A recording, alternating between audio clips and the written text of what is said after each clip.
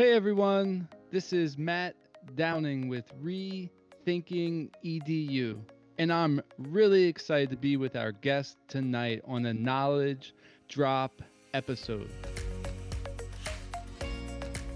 As you know, we are currently in a series on networks, but these knowledge drops allow the co hosts, like myself, to have conversations that might not fit neatly into our current series, but we feel like the topics are relevant and important to the current educational conversation.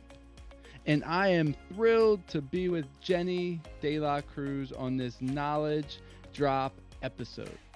Jenny is a Haitian American writer and a licensed counselor who's the founder of Cobb's Creek Publishing. She is a wife and a mom of two boys. She was born and raised in New York, which made her aware of the importance of diversity and how much each person has a story that weaves back generations. In her counseling practice, Jenny specializes in family conflicts, trauma, grief, and parenting issues. She has written two picture books, Fridays with Miss Melange, Haiti, and Mama Can I Sleep With You Tonight? On top of that, Jenny has a YouTube channel called Storytime with Miss Melange where she reads diverse children's books aloud. Jenny, welcome. How are you doing? I'm doing all right. Thanks for having me, Matt. And how's the summer in the De La Cruz household? To be honest with you, I am like the summer camp advisor, and I'm also working. And so it's been like a juggling act, but Mm-hmm. I'm just glad, I'm not doing this alone with other parents and families who we're all in the struggle together, trying to Yeah. make it through. So what are some of the activities for Jenny's summer camp? Well, I'm trying to be intentional. My 6-year-old, he just learned how to tie his shoe, so that was something we've been working on. So I am thrilled about that. Gives me a break, my back a break, and yeah, we're just working on trying to just keep them active because I find that when kids are running around, they sleep better, and so that's a win-win situation for all of Mm. us. Yeah, I bet they're gonna sleep good in the midst of all this heat. I know that takes it out of the kids. Yeah, for sure. Yeah. So as this conversation gets started, I wanted to start talking about your counseling experience, as that's been where a lot of your work has been focused. Are you able to give a brief overview of some of your counseling work for our listeners? Sure, sure. When I started in my counseling career, I started working with children and families in Philadelphia. And I would say that my focus was primarily on play therapy and also doing trauma work. So, working with children who experience just abuse and children who had hard time dealing with change in their Mm. environment. And so that was like my specialty. And I've been working with children for about, I want to say 10 years. In the last 5 years or so, I started more primarily working with adults, couples, and groups, running support groups. So, Jenny, as you're working with these adult groups, is it primarily the adults? Are there kids involved? What does that look like? Well, to be honest with you, currently I'm working with mothers, and these support groups, they occur in the evening because, of course, with my kids, I have to put them down before I really get into my virtual therapy. And so now they are primarily adults, but in the past, I have ran support groups for children and for children and Now, families. you said virtual therapy. I'm sure that's been new for you. So, what's that been like? Trying to interact and counsel people and help them in a virtual setting where I'm sure you're used to the face-to-face interaction. Yeah, I would say that, yeah, for majority of my clients prior to COVID was face to face. I did have a few virtual clients, maybe like three or Okay. four, because there were people who were either handicapped or had a disability, or maybe were in the military and wanted that therapy, but it was never to this, degree. Mm-hmm. And so I would say that it's definitely it was interesting for many of my families and individuals I was working with. It was something to get used to, but I find that people, they appreciate the connection. They appreciate the time to find a safe place to share and unwind so that they can thrive, and I see that it is working for families and for adults. And I also find that it's really a place where people can be comfortable, because it's in their home. Hmm. You don't have to worry about transportation, That's true. and so it does break down different barriers Hmm. in that Yeah, I never way. really thought about that. How a positive could be, creating some comfort that they wouldn't have otherwise. That's interesting. Now you do have some experience in the education in schools. What was that experience like? Yeah, and so I actually have experience working in elementary and middle schools, providing individual counseling to children, and I also would run support groups for grief and anger management. And so that was definitely, I would say that I enjoyed connecting with the students when I was in that environment, and I find that it really helped children to just ground themselves, to know that they can come to my office if they were having a bad day Hmm. during my office hours, just to process and share their feelings and thoughts about whatever they were dealing with, and then go back to the classrooms, almost like they had a safe place Yeah. to go to. So thinking about education, because you do have some experience there within the building, sort of understanding the inner workings and the importance of it, and also some of the challenges of it as well. Why do you think it is so important to incorporate counseling within education? Yeah, I believe that it's really crucial because I do believe that when students come to school, many times they are dealing with issues at home, in their personal lives, Mm. in their social life with their friends, that can really get in the way of them really learning and developing as a student to Yeah. their full potential. And sometimes they really need a place to more so unpack. It's like you're carrying these bags, right? Hmm. And they're heavy, and Interesting. it's only you can only go so far, you know, without wearing yourself down. So it's almost like they can come by in a pack. And I'll give you an example. I had a Hmm. student who had to be 12 years old, coming back from some summer break, right? And the staff noticed something was different. They didn't know what was up, but they was, Miss Delacruz, you have to talk to him. He's not paying attention. He's acting up in class. Hmm. He's being defiant, and they was just I don't know what's going on with him. So I met with him a few times, and he shared with me that he had a court date coming up, and he had to be a witness to a time Hmm. where during the summer his mother was experiencing domestic violence, and the boyfriend pulled a gun out, and he tried to defend his mother, and that was traumatic. Wow. And thank goodness everyone was safe. She was able to get a protective order, but because the court date was coming up, that was a trigger for him. And no one knew this was going on. And once he was able to let it out and share it also with some of his close teachers, you could immediately see, first of all, the support that he was getting. Now, the teacher was like, oh my goodness, move with compassion. Hmm. Let's support this student. But he also felt like he was heard, and it really changed the whole playing field for that student. Hmm.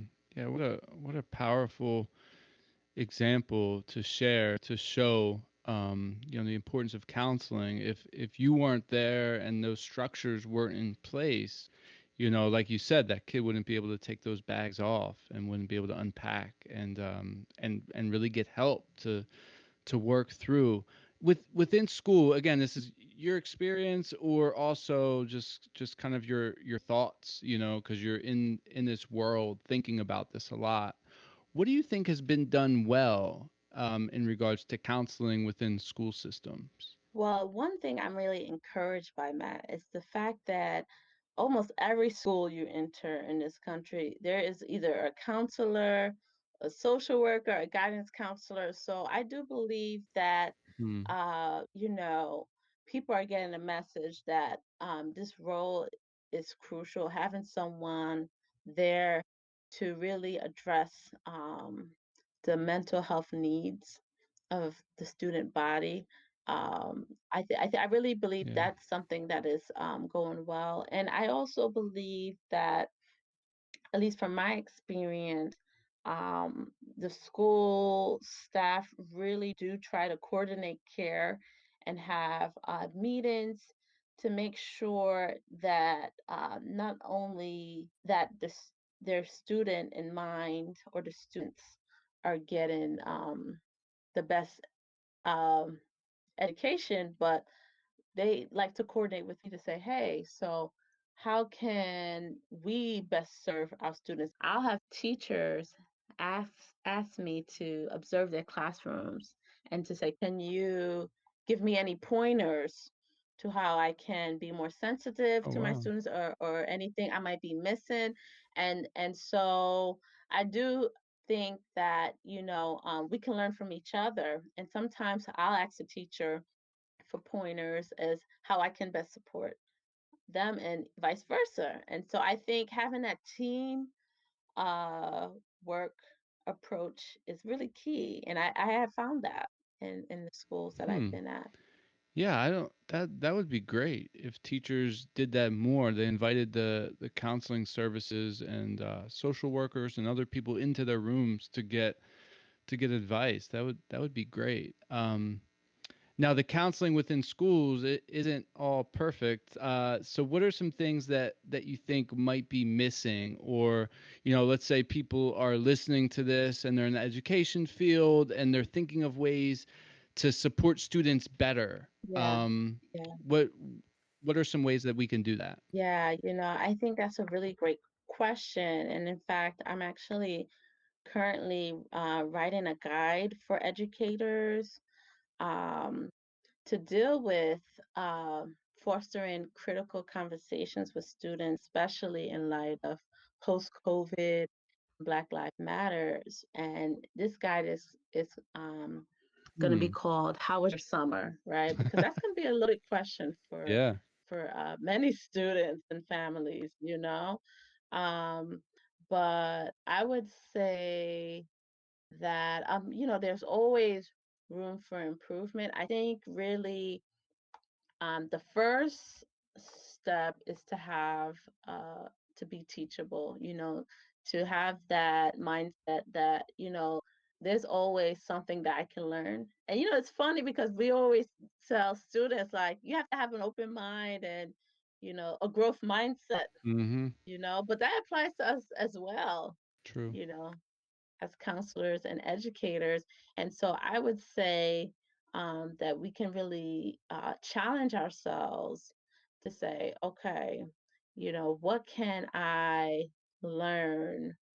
And even observing other schools and models and say, okay, what can I learn from this school? Or what is that Hmm. school doing well when it comes to mental health, right? Versus seeing other schools and models as our competition, but to say, what can we learn from each other and how can we collaborate Yeah. in a county and district level to really grow in this area? Yeah, there are a lot of teachers that are probably not sure how to have these conversations.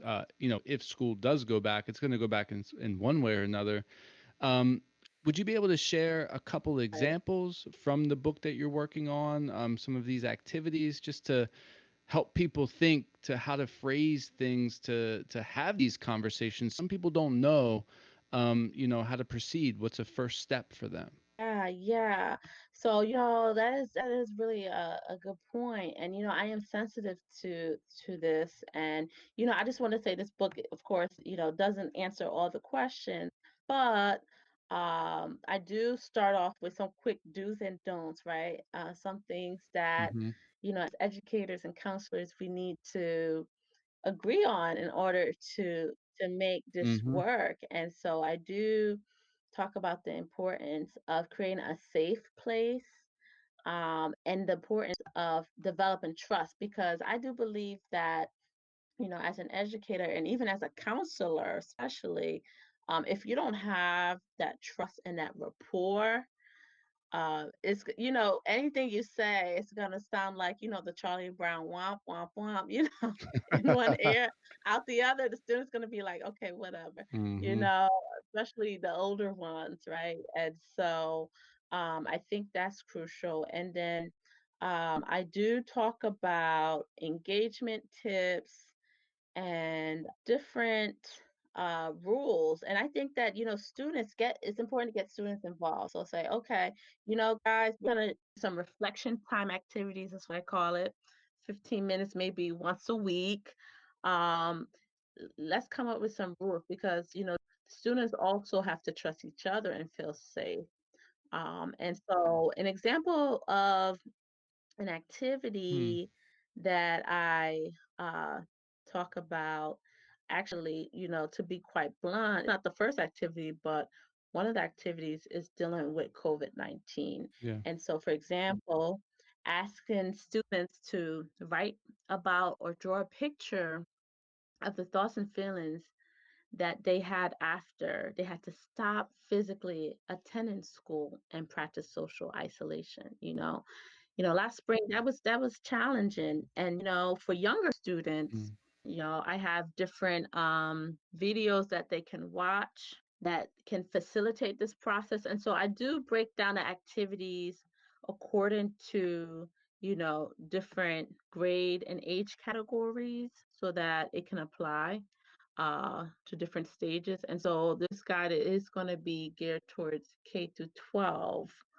And let's say for older students, high school students could, find clippings from the news. It can be a project, television, or online sources, and really use Mm. those images, of course, where appropriate, right? To Yeah. talk about, the ideas that may come up for them. And in addition to that, I do have activities that help teach children techniques as a toolbox to help them to cope with these challenging conversations. So, in every activity is followed by a coping skill or strategy, like the elevator down technique, or the grounding and deep breathing technique. So I, Mm. I do believe that's important, not only for students, but even adults, to learn how to ground themselves, especially when we start to feel overwhelmed. Yeah, that's really important to think about. So you would say it's essential for teachers in the fall to sort of tackle these issues in one way or another. For sure, because, I believe that what we experience, every person has been touched by, the impact, of social isolation and everything that we have viewed on our screens in relation to the Black Lives Lost. And Mhm. I believe we were collectively impacted to the point where, if we relied, let's say, on one school counselor or social worker to address the whole student body, you would need to hire Mhm. a team. And I don't know if let's be honest, you know, I don't know how other cities are doing, but brotherly love of Philadelphia, I don't know if we could handle that at the moment, real talk. And so, I think too, as teachers, tapping into our own humanity to say, what, I felt that this was difficult too. This was hard for me. And like I said, this is only 15 minutes, maybe once a week, Yeah. I think it's powerful, because that student would say, wow, like, you get me. And, Mm-hmm. that bond is really important. Yeah, I appreciate you said that earlier, the 15-minute portion. It's good to, if they can, have more, but I appreciate that you reiterated that because some people are like, okay, well, how often? And that's good to sort of give a starting point. Have these reflections, 15 minutes a week, and your book that will be coming out, does will guide through some of that. And thinking about your books, you're also an author of children's books. I would like to hear a little bit about what motivated you to start writing these children's books. Sure, sure. Yes, to be honest with you, my own two sons motivated me to write these books. The first book, Fridays with Miss Melange Haiti, was actually born out of frustration because I Hmm. wanted to teach my 6-year-old son about the history of Haiti, but could not find a book to do that. I think the closest thing I found was a chapter book. And so my husband said, well, why don't you write it? And so, I was like, okay, I'll just, put something together for the house, almost like that house t-shirt, that you wouldn't wear out. But I really started putting so much work into the book. Um, I thought, you know what? Why not share this with others? It might really be Hmm. something, useful. And so I went ahead and published it and created, my own publishing company, really to have the flexibility to create books that really talked about challenging topics in a kid appropriate way and to have the freedom to do that. And so all the books that I write, really focus on creating those critical thinking skills. Yeah, and if you could talk about your second book as well, I would like to hear about that. Okay. Yeah. So the second one is called Mama, Can I Sleep With You Tonight? Helping Children Cope with the Impact of COVID-19.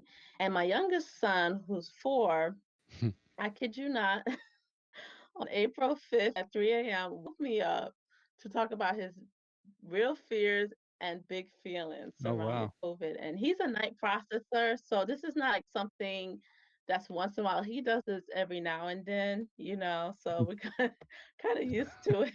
So but, for some reason, I couldn't go back to sleep, after that, he went to sleep, and I was just flooded with ideas, Matt. I thought about what I observed from other children in our community, from working with families, through my virtual counseling and clients, and all these ideas came to me, so I started, on my phone, I typed the draft to this book. I kid you not, by 6 a.m., my husband woke up and I was like, "You gotta hear this draft." He was looking at me like, "What in the world?" And after I shared this draft with him, he said, "Oh my word." He said, "That hit me like a ton of bricks." He said, "I felt all those feelings one day at work." Wow. And he's like, "You gotta publish this." And that's when I knew like I had to do it, because I feel like every great children's story is really for adults too, Yeah. Yeah. How do you feel like this book has been helpful for kids to hear? From what reviews I've received from parents, parents have told me how it has really helped their child to open up, to talk about their feelings, maybe of sadness or frustration surrounded the social distancing, and it has given them really the vocabulary Hmm. to do that, especially with younger children, because sometimes they do struggle with finding the words. And at the end of the book, I do talk about the 5 stages of grief, and I provide free resources for parents to gain access to so that they can, do more work with their children. And, examples are like, really validating our children, saying, like, simply, this is hard for me too, really looking them in the eye, get on the floor with them, um, engaging in play and art. I also talk about the importance of allowing them to share their maybe negative feelings, right? Frustration and anger without shame. Mm-hmm. A lot of times we shame them, or sometimes we even shame ourselves, like, "Oh, I shouldn't Yeah. be mad." Or, yeah, well, you could be frustrated. Go punch a pillow, and then maybe look. win-win situation. You get so tired, you take a nap, and the parents get a little break. So yeah, let your children find appropriate ways to let it all out, because really what that does, Matt, is really it calms down their central nervous system and allows them to stabilize themselves. It's interesting. I never really thought about it. The physical interaction that a child might need to express. Hmm. I do want to shift gears and keep the conversation moving, talking about your YouTube channel, Storytime with Miss Melange, and I'm assuming this is the same character from your first book, and within this YouTube channel, you're reading diverse children's books. Can you tell me a little bit about that and maybe what some of the most recent books you've read? Yeah, Matt, to be honest with you, the idea to create a YouTube channel came way before writing, as an author. I really did this to really highlight diverse picture books for my own sons and for other children. And at the end of each uh, book that I read on that channel, I end with a question to really, promote critical thinking skills.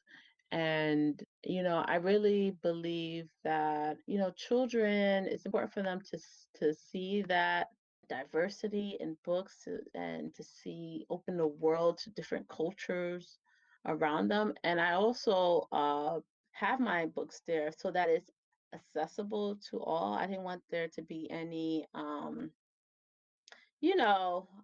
barriers for someone who will, purchasing children books. It might not be the first thing on my mind because, I'm dealing with the fact that I'm trying to make ends meet and I lost my job, right? And so this is a way for them to gain access to those kind of books. And so some of the books that I have on this channel, Storytime with Miss Melange, are, for example, I have this book called The Skin You Live In. B is for Breathe. This is a book by another mental health professional, Dr. Melissa Boyd, who talks about coping skills from A to Z. It really helps young children to learn how to deal with anxiety and stress. Um, I have books about how to code a sandcastle, science, technology, books about sports, game changers, the story of Venus and Serena Williams, from history, I am Martin Luther King, to even books about boundaries, your body belongs to you. And so, I mean, if you can think of it, it's probably a topic in there somewhere. And if you have suggestions, I say people send them to me because I'm always trying to grow the channel. But yeah, thanks for asking about that. That's great. And that's great that you also have a heart for access, making your materials accessible to whoever can do that. And YouTube is a great tool. So we're coming to the end here. We're at the reflection portion of our episode. Yeah, and as I'm thinking about our conversation, I just appreciate your insight and sharing your experiences with us. It's just so valuable to hear that, coming in to education. And I really want to conclude this conversation with a bit of reflection. I really want you to think about our conversation, the stuff that we're talking about, and maybe a bit how we can apply that to education. So yeah, I just wanted to get your thoughts on that. Yeah, I always say to educators, to counselors, principals, we have a great task before us, and we have to realize that we're not alone. And it's okay to acknowledge that, wait, I don't know if I have the bandwidth to do all this, Matt, to be honest with you, as a counselor, I'm always the first to admit that I also get counseling because I'm human. And so it's important for us in these radical times to really practice radical self-care. And so I would say to really, seek support, ask for help. We don't have to have it all together. And, also get parents involved with, because it's only so much we can do.